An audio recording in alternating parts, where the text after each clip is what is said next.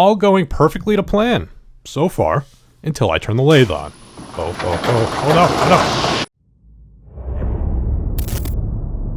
no. The Stanley Cup is a holy grail.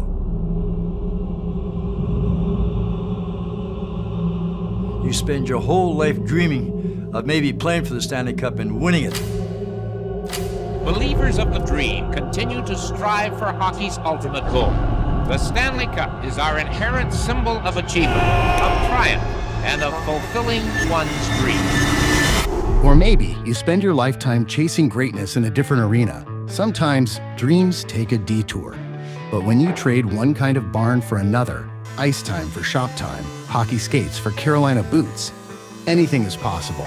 Well, not anything. But hockey was expensive, and I got a late start. So here I am, making a perfect wooden replica of the Stanley Cup instead. This starts by attaining all the dimensions of the trophy, which they honestly don't make easy, probably on purpose. The Hockey Hall of Fame gives me a decent starting point, and I fill in the rest from there using some high-res photos that I found online at http://www.google.com. Those dimensions are all pulled into SketchUp, where I create a cross-section of the trophy. I'll be building it up from 1-inch thick layers with rings, so with the cross-section, I'm able to pick the wall thickness for each ring with wider rings at the steeper curves. I use my spreadsheet with 20 segments in each ring and the ring diameter, and I'm able to determine the cut angle, segment length, and length of material needed to make each ring, which is what all the numbers are on my worksheet. My material of choice for this build is a bunch of discarded basswood, and after ripping all of it down to width, I grab my miter gauge and my miter set, which perfectly sets my angle for 20 segmented rings. This sets the angle to 9 degrees, my thermostat is set to 60 degrees,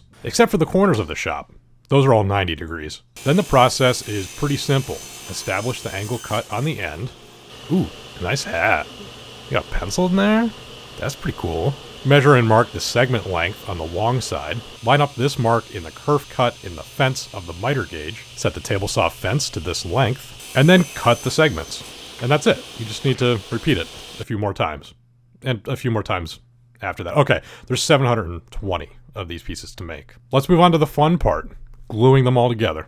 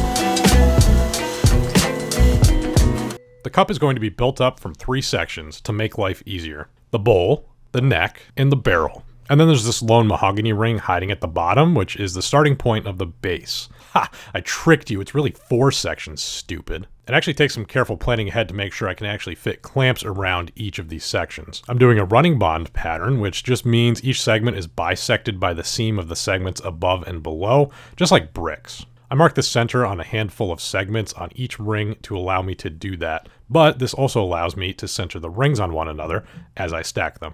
Pro tip, that wiggle move, it helps to hold the pieces in place so they don't slide around when you're clamping them together. The bowl is done in 2 phases, same with the neck. And the barrel, well, I'll start by pairing up all of the rings with their neighbor, and carefully remove and store away those clamps back in the crate. Shout out to Carolina Shoe for making this video possible. Here, I am wearing the amp, sturdy enough for woodworking, yet comfortable enough for standing around for hours doing math about circles. Check out the link to their website down below to find your next favorite pair of boots, and included with the link is a limited time discount code, too. The The bowl sections get glued together, same thing with the neck sections, and the same thing with the barrel a couple more times. The bottom ring is a little special. On the CNC, I cut that to its final diameter, so I have a reference once I get it on the lathe. But more important is this recess on the inside of the ring that will hold a 1/2-inch plywood disc. This is what will allow me to mount it to the lathe later, and also seal the bottom when it's done. Clever, I know. Also for mounting to the lathe, I glue and screw a sacrificial block of wood to the inside of the top ring of the barrel, and then glue the final ring to the bottom and set everything aside to dry. Uh-oh, this guy looks like he's up to something.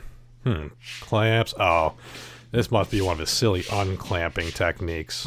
Hold on a second.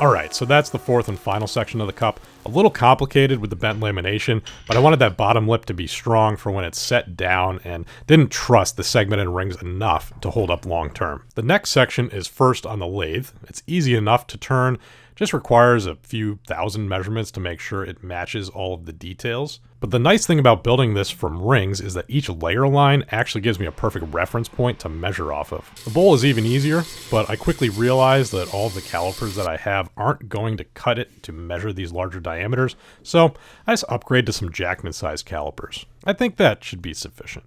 The bowl is shaped by measuring the diameter at each layer line to make sure that it exactly matches the real cup, and inside is hollowed to bring it all down to a 3/4 inch wall thickness. This leaves some thickness later for all of the carving that I'm going to have to do. Now that the easy sections are done, I need to get the big boy on the lathe. The faceplate is mounted to my plywood disc, which is then mounted inside the recess of the ring that I cut earlier. This screws onto the lathe, all going perfectly to plan, so far, until I turn the lathe on. Oh no. Oh, I think we're good. Well, at least I didn't panic.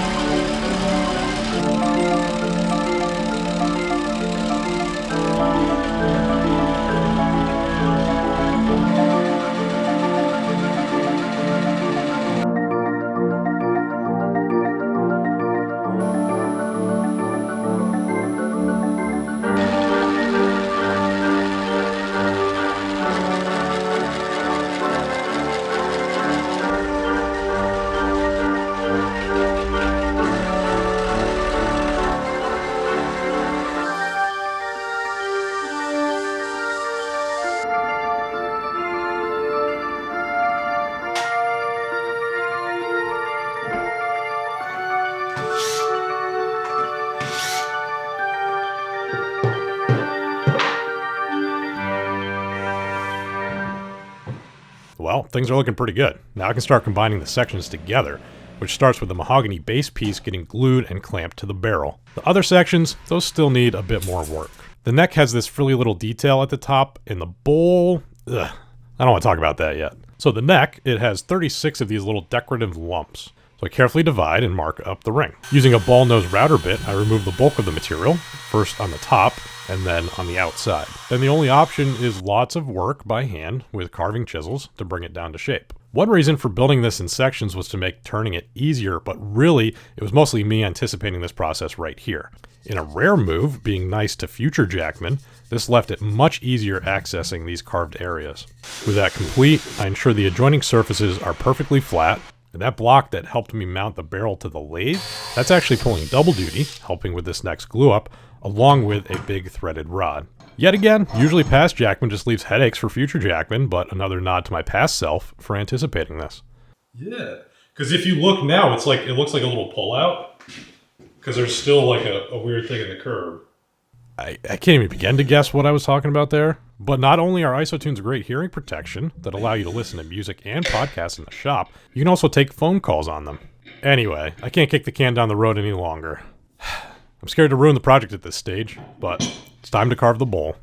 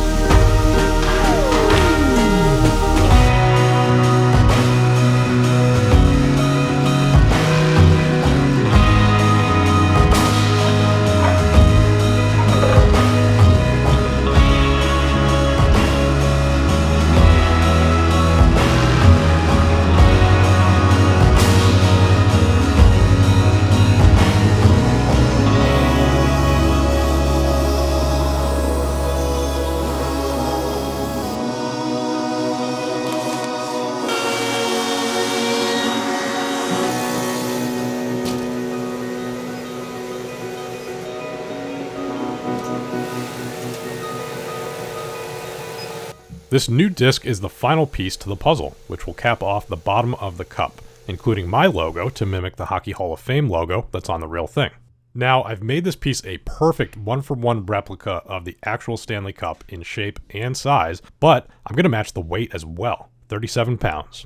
My plan is that I will weigh my wooden cup and then make the difference up by dumping inside whatever volume of Total Boat epoxy equals the missing weight. Only 21 pounds. Well, the epoxy would also help reinforce this thing from the inside, but that's a little over a gallon worth of epoxy to make that happen. So here's what we're going to do. I'm going to skip that, and I'll just say that it weighs the same as a real Stanley Cup, and you'll never know that I'm lying to you because this is just a video on the internet. And all videos on the internet are true. Okay? Okay. So now that my wooden Stanley Cup weighs as much as the real thing, I clean it up and prep it for my varnish of choice, which is Total Boat Halcyon Clear. It's a water-based varnish in a bag, just needs a little shake to mix it up. It sprays nice, builds quick, dries fast, and cures into a really hard protective coating. Plus, since it's water-based, it has the added benefit of not smelling like death. I start with the inside just to seal it up to help stabilize it from changes in humidity. Then I set up a lazy Jackman, which is just a piece of Lazy Susan hardware with a panel and standoffs on top of it to help let me elevate and spin my workpiece. I build up a handful of coats on the cup in the first day, with about an hour or two between coats to allow for them to dry. And of course I make sure not to forget the bottom plate too. The next day, I sand the varnish with some high grit paper just to remove any raised grain, dust that landed on it when it was drying, drips, any other imperfections like that. And after wiping off the dust, this gives me a perfect surface to build up a couple of finished coats of varnish to complete the cup, making it just as shiny as the original. Now, the unanswered question floating around is why?